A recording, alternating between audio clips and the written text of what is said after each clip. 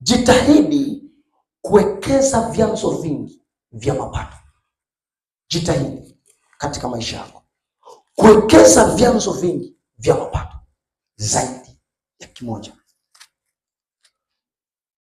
Jitahidi kuwekeza vyanzo vingi vya mapato. Jitahidi kuwekeza vyanzo vingi vya mapato. Hii unaipataje?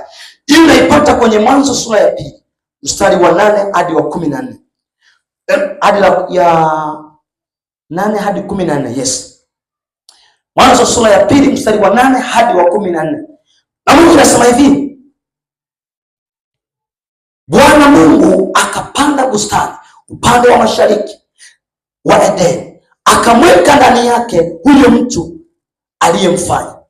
Bwana Mungu akachipusha katika ardhi kila mti unaotamanika kwa macho na kufaa kwa kuliwa, na mti wa uzima katikati ya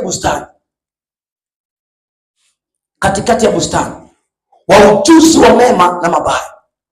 Ukatoka mto katikati ya Edeni wa kutilia bustani maji,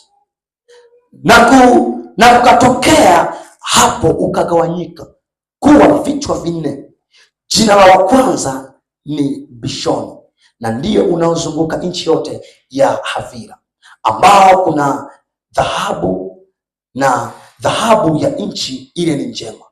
Huko kuna Bedola na vito Shohamu, na jina la mto wa pili ni Gihoni, ndio unaozunguka nchi yote ya Kushi, na jina la mto wa tatu ni Hidekeli, ndio unaopita mbele ya Ashuru, na mto wa 4 ni Frati. Sasa angalia tafasiri katika ulimwengu wa roho ambao niliipata hapo wakati nasoma. Niliipata namna hii: uchumi ni tendo la kiroho. Uchumi umeanzishwa na Mungu. Mungu ameweka bustani ya Eden. Anapoweka, anaweka mto. Ule mto ni mmoja. Unapofika kwenye bustani, anaugawanyisha. Unatokea mito 4. So moja unazunguka bustani yote, mingine inapita katikati na pande zingine za bustani. Kwa nini Mungu anaweka mito 4 ndani ya bustani? Hivi ni vyanzo vya kulisha. Hivi ni vyanzo vya mapato ndani ya bustani.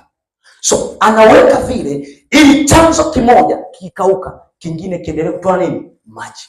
Wewe ni nani uliyeumbwa na Mungu uwe na chanzo kimoja cha mapato? Kuna hasara kubwa sana ya kuwa na chanzo kimoja cha mapato. Moja ya hasara, hicho chanzo kikifa,